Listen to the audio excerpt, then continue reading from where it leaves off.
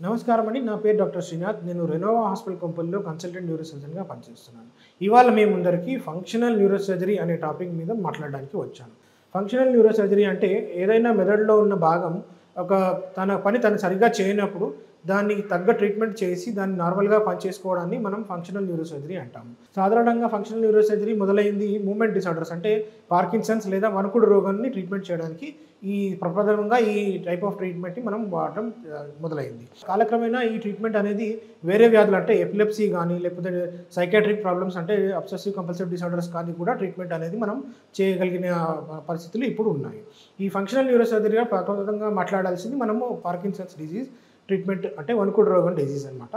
ఈ ట్రీట్మెంట్ మనం deep brain stimulation అంటాం. ఈ పద్ధతిలో మనకు ఎక్కడైతే మెదడులో ఈ భాగంలో సరిగా పనిచేయకపోవడం వల్ల ప్రాబ్లమ్స్ వస్తాయో ఆ భాగంలో మనం ఎలక్ట్రోడ్స్ అనేది పెట్టడం జరుగుతుంది. ఈ ఎలక్ట్రోడ్స్ అనేది స్కల్లో 2 చిన్న హోల్స్ ద్వారా చేసి స్టీరియోటాక్టిక్ ప్రొసీజర్ అంటే సరైన లెక్క ప్రకారం క్యాల్కులేషన్స్ ద్వారా ఎంఆర్ఐతో పాటు స్పెషల్ ఎక్విప్మెంట్తో పాటు చేసిన క్యాల్కులేషన్స్ ద్వారా సరైన లొకేషన్లో ఈ ఎలక్ట్రోడ్స్ని మనం పెట్టినట్టయితే ఈ ఎలక్ట్రోడ్స్ని బ్యాటరీ ద్వారా స్టిమ్యులేట్ చేయడం వల్ల మనకు తగిన లాభం ఫలితం దక్కుతుంది. డీప్ బ్రెయిన్ స్టిమ్యులేషన్ అనేది చాలా వరకు Parkinson's disease without any other major symptoms అంటే పార్కిన్సన్స్ ప్లస్ అంటే వేరే సైకాట్రిక్ ప్రాబ్లమ్స్ కానీ సీజర్స్ ఎపిలెప్సీ కానీ ఇట్లాంటివి ఉన్న డిప్రెషన్ ప్రాబ్లమ్స్ ఉన్న వాళ్ళకి సరిగ్గా సరిపోదు. ప్లెయిన్గా ఓన్లీ పార్కిన్సన్స్ డిజీజ్ అంటే ఓన్లీ వణుకుడు రోగం ఉన్న వాళ్ళకి ఈ డీప్ బ్రెయిన్ స్టిమ్యులేషన్ అనేది చాలా వరకు ఉపయోగపడుతుంది.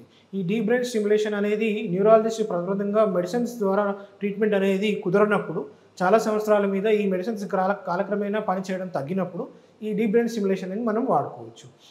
కొద్ది మందిలో అంటే వయసు తక్కువ ఉన్న వాళ్ళలో ఎవరికైతే ఈ పార్కిన్సన్స్ వస్తుందో కొంతమందికి జెనెటిక్ కారణాల వల్ల, కొంతమందికి ట్రామా అంటే దెబ్బ తాకడం వల్ల కానీ ఈ యంగ్ పీపుల్లో మనకు ఈ ప్రాబ్లం చూసినప్పుడు డైరెక్ట్గా డీప్ బ్రెయిన్ స్టిమ్యులేషన్ అనేది మనం వాడడానికి అవకాశం ఉంటుంది. ఈ డీప్ బ్రెయిన్ స్టిమ్యులేషన్ అనేది అదే పద్ధతికి మనం వాడుకొని వేరే కండిషన్స్ అంటే సైకాట్రిక్ కండిషన్స్లో మనకు అబ్సెసివ్ కంపల్సివ్ డిసార్డర్ అంటాము. ఇలాంటప్పుడు సింగులేట్ గైరస్ అనే ప్రాంతంలో మన మెదడులో ఉన్న ప్రాంతాన్ని మనం ఎలక్ట్రోడ్స్ పెట్టి స్టిమ్యులేట్ చేసినట్టయితే చాలా వరకు ఈ మెడిసిన్స్కి తగ్గని ఈ ప్రాబ్లం అని మనం కంట్రోల్లో తెచ్చుకోవచ్చు. ఈ డీప్ బ్రెయిన్ స్టిమ్యులేషన్ అనేది ఇంకొక మూమెంట్ డిసార్డర్ అంటే ఎసెన్షియల్ ట్రెమర్ అంటాము. ఈ ఎసెన్షియల్ ట్రెమర్ అనేది ఈ వణుకుడు అనేది పార్కిన్సన్స్లో వచ్చే మిగతా లక్షణాలు లేకుండా ఓన్లీ వణుకుడు వచ్చినప్పుడు ఈ వయసు తక్కువ ఉన్న వాళ్ళకి సాధారణంగా గమనిస్తుంటాము. ఈ ఎసెన్షియల్ ట్రెమర్లో కూడా మనం ఇదే డీప్ బ్రెయిన్ స్టిమ్యులేషన్ పద్ధతి ద్వారా మనకు చాలా వరకు రిలీఫ్ వచ్చే అవకాశం ఉంటుంది. ఈ డీప్ బ్రెయిన్ స్టిమ్యులేషన్ అనేది కొంచెం ఖర్చుతో కూడిన సర్జరీ కాబట్టి మీ న్యూరాలజిస్ట్ని లేకపోతే న్యూరో సర్జన్ని సంప్రదించినట్టయితే వాళ్ళు మీకు తగినట్టు ట్రీట్మెంట్ అయితే అది మీరు చేసుకోవడం వల్ల మీకు చాలా వరకు లాభం పొందగలరు. ఈ ఫంక్షనల్ న్యూరో సర్జరీలో ఇంకొక ఆస్పెక్ట్ ఏంటంటే మనం ఎపిలెప్సీ ట్రీట్మెంట్ అంటాము. ఈ మూర్ఛ రోగానికి కల ట్రీట్మెంట్లో చాలా వరకు మందుల ద్వారా ట్రీట్మెంట్కి ఉపశమనం లేనప్పుడు కొద్ది మందిలో మనకు కరెక్ట్గానే టెస్టులు ద్వారా సెలెక్ట్ చేసిన పేషెంట్స్లో మనకు ఈ ఎపిలెప్సీ సర్జరీస్ అనేది కూడా మనం చేయగలుగుతాము.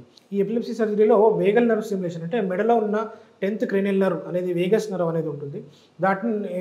దాన్ని మనం ఎలక్ట్రోడ్ పెట్టి స్టిమ్యులేట్ చేసినట్టయితే చాలా వరకు కొంతమందిలో మందులకు తగ్గని ఎపిలెప్సీ అనేది తగ్గే అవకాశం ఉంటుంది. కాబట్టి ఇది కూడా ఒక ఫంక్షనల్ న్యూరో సర్జరీ కింద చేస్తాం. ఈ ఫంక్షనల్ న్యూరో సర్జరీలో వేరే బ్రెయిన్లో కాకుండా కూడా మనం స్పైనల్ కార్డ్లో కూడా మనకు ఇతర వ్యాధుల్లో మనకు ఈ ట్రీట్మెంట్ అనేది ఉపయోగం చేయవచ్చు.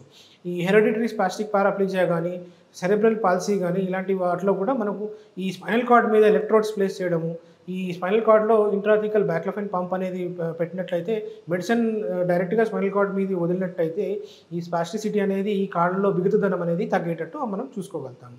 ఈ కొద్ది మందిలో ఈ పెయిన్ ట్రీట్మెంట్లో మనకు ఈ ఫంక్షనల్ న్యూరో సర్జరీ అనేది ఈ స్పైనల్ కార్డ్ మీద ఎలక్ట్రోడ్స్ ప్లేస్మెంట్ అనేది మనం చేసినట్టయితే చాలా వరకు కొంతమందిలో ఈ స్పైనల్ కార్డ్ నుంచి వచ్చే నర్వ్స్ని మనము స్టిమ్యులేట్ చేసినట్టయితే ఈ పెయిన్ తగ్గి ఉపశమనం కలిగే అవకాశం. మీ దగ్గరలో ఉన్న న్యూరాలజిస్ట్ కానీ న్యూరో సర్జరీ కానీ మీకు ఇలాంటి ఏ రోగమైనా ఉన్నట్టయితే మీరు సంప్రదించినట్టయితే మీకు ఫంక్షనల్ న్యూరో సర్జరీ ద్వారా ఏమైనా ఉపశమనం కలిగేటట్టు ఉంటే చేయించుకోగలరు. Thank you.